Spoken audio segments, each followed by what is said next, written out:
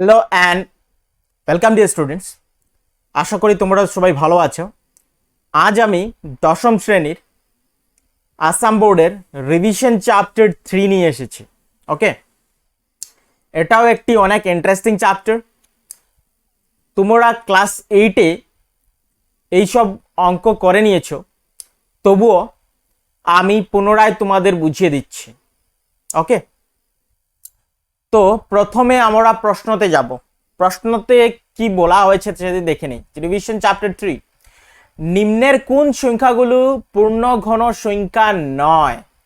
ঠিক আছে, নিম্নের কোন সংখ্যাগুলো পূর্ণ ঘন সংখ্যা নয়? তো প্রথম প্রশ্নটি দেওয়া আছে যে 3757 এটাকে একটি পূর্ণ ঘন সংখ্যা। এটা চেক কিভাবে করব? 3757, ঠিক আছে, 57 এটাকে চেক করতে হলে প্রথমে তোমার ইহার মৌলিক উৎপাদক নির্ণয় করতে হবে। তো দেখে নেই, যেহেতু এককের ঘরের সংখ্যা 7 আছে, তার মানে 2 দিয়ে ভাগ করা সম্ভব নয়। 3 দিয়ে দেখে নেই কি করব, সংখ্যাগুলির অঙ্কের সমষ্টি নির্ণয় করব। 7 3 10 5 15, 15 সাথে 22 সম্ভব নয়। ঠিক আছে, 5 দিয়ে সম্ভব নয়। 7 দিয়ে দেখে নেই, 3 7 21, 4 7 5 7 35, 2 রয়ে গেল 25। ঠিক আছে, 3 7 21, ওকে, 4 7 40 সম্ভব নয়। ওকে, এর মানে 11 দিয়ে দেখে নেই, 5 3 8 7 7 14 পসিবল নয়। 13 দিয়ে দেখে নেই, 3 13 39, 3 13 13 দুগুণা 26 হয়ে গেল না, 2 13 26, 13 দুগুণা যদি আমি 26 নিয়ে নিই, 37 থেকে 26 বাদ দিয়ে দিলাম, 13 দিয়ে এবার চেক করে নেই। 13 দিয়ে যদি করি, 13 দুগুণা 26, 37 থেকে যখনই 26 11 115, ঠিক আছে। তো 13 8 13 আমি জানি 104, ওকে, 11 আবার 117 হয়ে গেল, তাহলে 9 13 117 আমি জানি। ঠিক আছে, আর যেহেতু 289 দেওয়া আছে, ওকে, 289 দেওয়া আছে, মনে রাখবে যে 17 এর স্কোয়ার বা 17 এর বর্গ হচ্ছে 289। ওকে, তো 17 দিয়ে গুণ করে নিলাম, হয়ে গেল। এখন এটা কি একটি পূর্ণঘন সংখ্যা হবে? না, পসিবল নয়, কারণ ইহার মৌলিক উৎপাদক ট্রিপলেট নেই, मतलब 3টি নেই। ক্লিয়ার? তো এটি পসিবল নয়। এখন কোন সংখ্যাগুলো পূর্ণঘন সংখ্যা নয়? প্রথমটি নয়, দ্বিতীয়টি, আমি তৃতীয়টি একবার চেক করে নেই। তৃতীয় প্রশ্নটি কি দেওয়া আছে? 3332, 3332 ইহাকে একটি পূর্ণঘন, চেক করে নেই।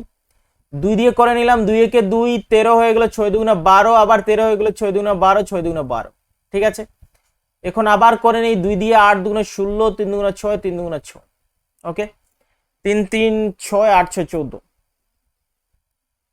যেহেতু 2 সম্ভব নয়, আবার চেক করে দেখে নি। আর 2 একে 2, 13 হয়ে গেল, 6 দুগুণা 12, আবার 13 হয়ে গেল, 6 দুগুণা 12, আবার 6 দুগুণা 12, 8 দুগুণা 16, 3 দুগুণা 6, 3 দুগুণা 6।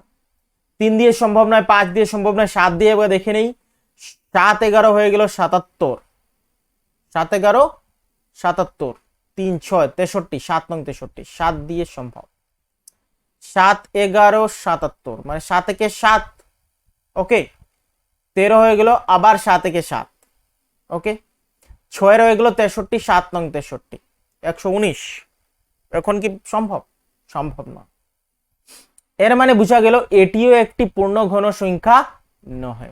ঠিক একইভাবে তোমরা চেক করে নিতে পারো। ক্লিয়ার? এখন কিছু কনসেপ্ট তোমাদের বুঝিয়ে দিচ্ছি, দেখে নাও। ঘন কি? এককে যখন আমি 3 বার গুণ করব, তখন তার আমি ঘনফল পাবো। তো একের ঘনফল হচ্ছে 1, 2 এর হচ্ছে 8, ঠিক আছে, 3 এর হচ্ছে 27, 4 এর হচ্ছে 64, ঠিক আছে, 5 এর হচ্ছে 125, 6 এর হচ্ছে 216, 7-এর ঘনফল হচ্ছে 343, 8-এর ঘনফল হচ্ছে 512, 9-এর ঘনফল হচ্ছে 729 এবং 10-এর ঘনফল হচ্ছে 1000। কেন এগুলো আমি তোমাদের বুঝালাম, একটু ভালো করে লক্ষ্য করো, ঠিক আছে। 2-এর যখনই, এর মানে বোঝা গেল যদি একটি পূর্ণ ঘন সংখ্যার এককের ঘরের সংখ্যা 8 হয় তাহলে এর ঘনফল হবে 2, 2-এর 8 হবে আর 8-এর 2 হবে। এখান থেকে পেলাম কি পূর্ণ ঘনের এককের ঘরের সংখ্যা যদি 2 হয় তো ঘনফল, এটাকে লিখে দিই পূর্ণ ঘন। কনসেপ্ট বুঝার চেষ্টা করো, পূর্ণ ঘন, আর এটা লিখে নিলাম ঘনফল, ঠিক আছে। পূর্ণ ঘন, তো পূর্ণ ঘন হয়ে গেল যদি এককের ঘরের সংখ্যা 2 হয় তাও ঘনফলের এককের ঘরের সংখ্যা 8 হইবে। আবার পূর্ণ ঘন এককের ঘরের সংখ্যা 8 হলে ঘনফল হবে 2, ঠিক আছে। সেম একইভাবে পূর্ণ ঘন যদি 3 হয় এককের ঘরের সংখ্যা হবে 7, আবার পূর্ণ ঘন এককের ঘরের সংখ্যা 7 হইলে ঘনফলের এককের ঘরের সংখ্যা হবে 3। ক্লিয়ার? এবং 9 দিয়ে 9টি দেখে নাও, 9 পূর্ণ ঘনর এককের ঘরের সংখ্যা 5 হইলে ঘনফল হবে 5, পূর্ণ ঘরের এককের সংখ্যা যদি 9 হয় ঘনফল হইবে এককের ঘরের সংখ্যা হবে 9। ক্লিয়ার? আবার পূর্ণ ঘনের এককের ঘরের সংখ্যা 6 হইলে ঘনফলের সংখ্যাও 6ই হইবে, ঠিক আছে। কিন্তু পূর্ণ ঘন 2 থাকলে ঘনফল 8, 8 থাকলে 2, 3 থাকলে 7, 7 থাকলে 3। এই 4টি ভালোভাবে মনে রাখবে। ক্লিয়ার?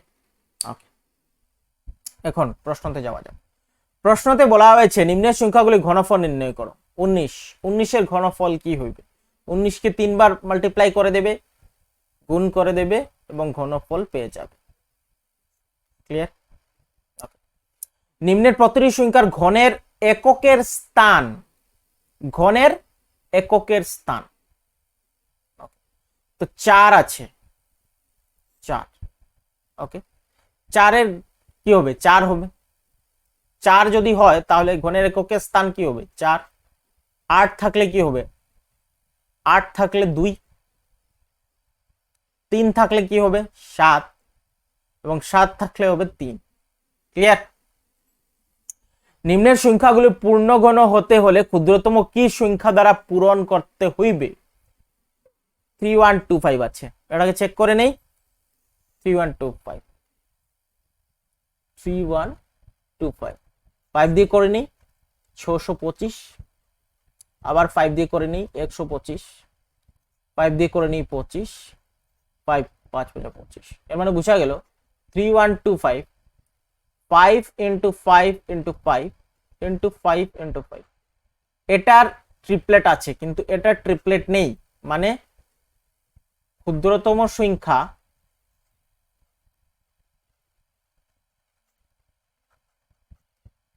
পাঁচ দিয়ে গুণ করলে, ঠিক আছে, 3125 সংখ্যাটি একটি পূর্ণবর্গ সংখ্যা, পূর্ণ ঘন সংখ্যা হইবে। ক্লিয়ার? যদি কেউ না বুঝে থাকো কমেন্ট বক্সে এসে কমেন্ট করে দিও, পুনরায় বুঝিয়ে দেব। ওকে, নেক্সট দেওয়া আছে কি দেখে নিই। 4 আমরা করে নিয়েছি। পূর্ণঘন সংখ্যা দেখো কি সংখ্যা দিয়ে ভাগ করতে হবে? সেম, এটি সেম। পূর্ণঘন নির্ণয় করে নেবে এবং যে সংখ্যাগুলো দিয়ে ভাগ করতে হবে এটিকে দেখিয়ে দেবে। ওকে, যেমন 5000 আছে, এটাকে আমি লিখতে পারি 5 into 1000। 1000 যেহেতু একটি পূর্ণঘন সংখ্যা তো 5 দিয়ে ভাগ করে নেব 5000 কে, হয়ে যাবে 1000 এবং 1000টি হচ্ছে একটি পূর্ণঘন সংখ্যা এবং ইহার ঘনফল হচ্ছে 10। ক্লিয়ার? একইভাবে তোমরা মৌলিক উৎপাদক পদ্ধতিতে নির্ণয় করতে পারবে। নিম্নের সংখ্যাগুলির ঘনমূল নির্ণয় করো। 1331, ওকে, এবং 1728। প্রথম সংখ্যাটি দেখে নেই, ঘনমূল 6 এর 1, 1331। 6 1331। ওকে, কি নির্ণয় করতে হবে? ঘনমূল। 3 একে 4, 4 3 7 1 8, 11 দিয়ে করে নেই। 11 একে 11 হয়ে গেল, ঠিক আছে। 2 বাঁচলো 23, 11 দুগুণা হয়ে গেল 22, 1 বাঁচলো 11, 11 একে 11। ওকে,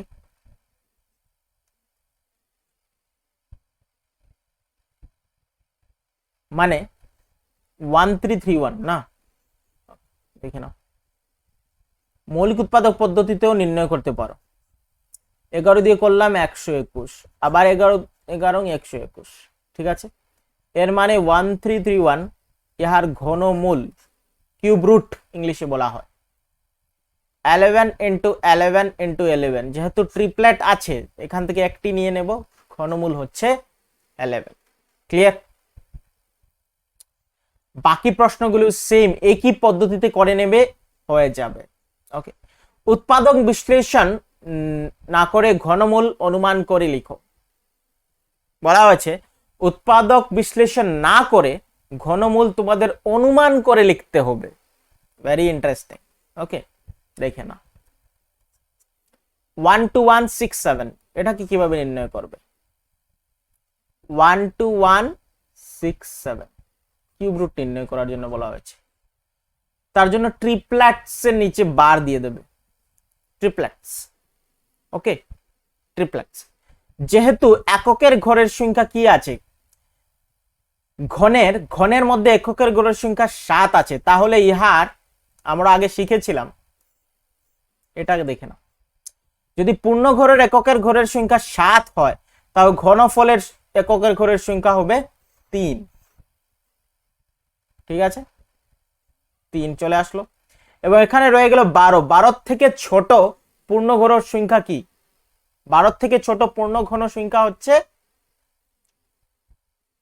12 থেকে ছোট পূর্ণ ঘন সংখ্যা হচ্ছে 8, এবং 8 এর ঘনফল হচ্ছে 2।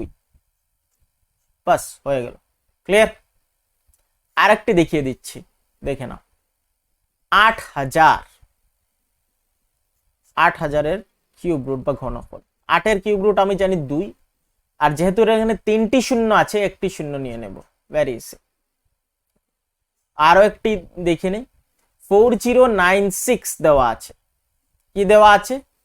4096।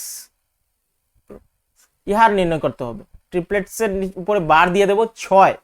যেহেতু এককের ঘরের সংখ্যা যদি 6 থাকে, এখানে লেখা আছে দেখো, যদি পূর্ণ ঘনের এককের ঘরের সংখ্যা 6 হয় তাহলে ঘনফলেরও এককের ঘরের সংখ্যা 6 হইবে। তো এককের ঘরের সংখ্যা চলে আসলো 6, এবং আমার আরেকটি সংখ্যা রয়ে গেছে যেটি হচ্ছে 4। 4 থেকে ছোট পূর্ণবর্গ সংখ্যা হচ্ছে 1, এবং 1 এর ঘনফল হচ্ছে 1। ক্লিয়ার? আশা করি তোমরা বুঝে গেছো। ওকে, নেক্সট প্রশ্ন। একটি ঘনকের দৈর্ঘ্য 1.2 সেন্টিমিটার, ঘনকটির আয়তন কত? আয়তন। ওকে, 1.2 সেন্টিমিটার দেওয়া আছে ঘনকের দৈর্ঘ্য, তাহলে ঘনকটির আয়তন নির্ণয় করার জন্য বলা হয়েছে। ওকে,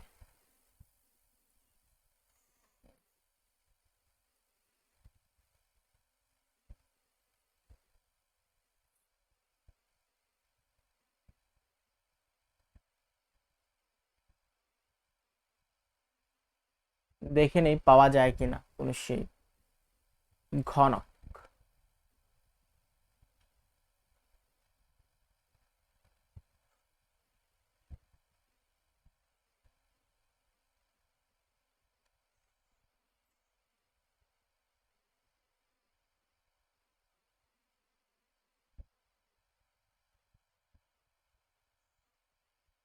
একটি চলে আসলো,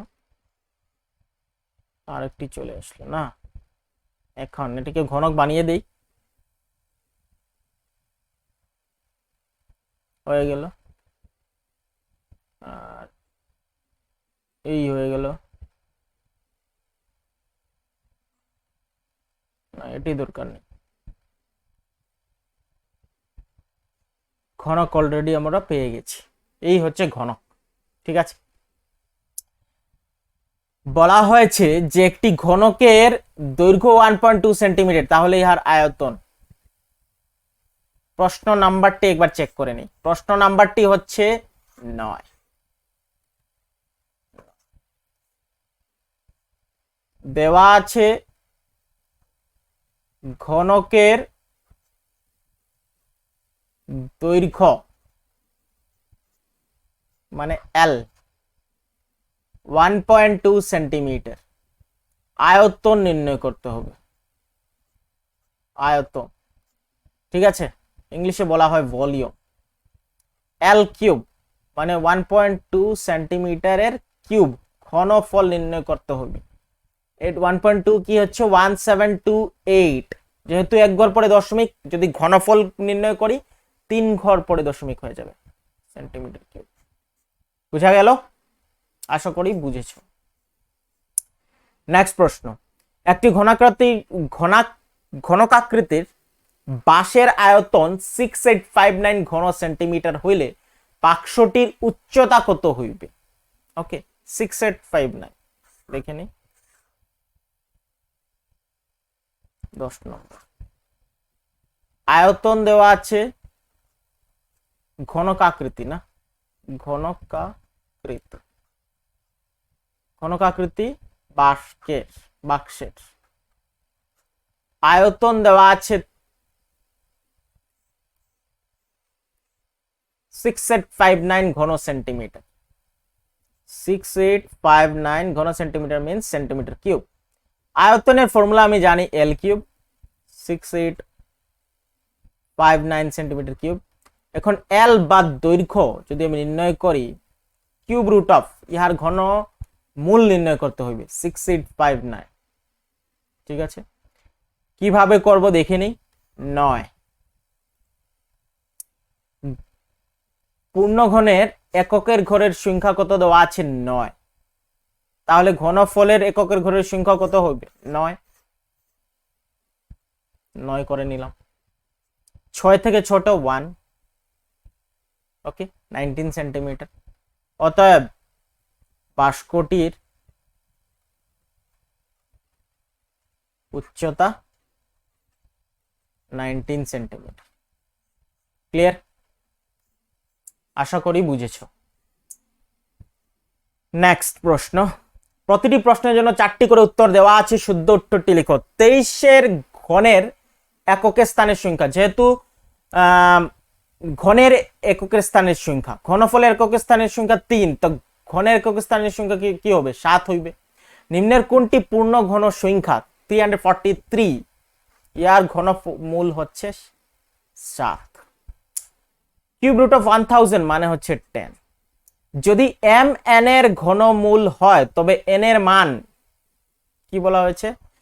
m যদি n এর ঘনমূল, n এর ঘনমূল হয় মানে দেওয়া আছে প্রশ্নে, প্রশ্নটি দেখো ভালো করে। m যদি m n এর ঘনমূল হয় মানে কিউব রুট অফ n যদি m হয়, ঠিক আছে, m হয়, তাহলে n এর মান কি হইবে? n এর মান হইবে n equal to m cube. ঠিক আছে, মানে m এর ঘনফল হইবে n, n এর মান হইবে m এর ঘনফল। ক্লিয়ার? ওকে,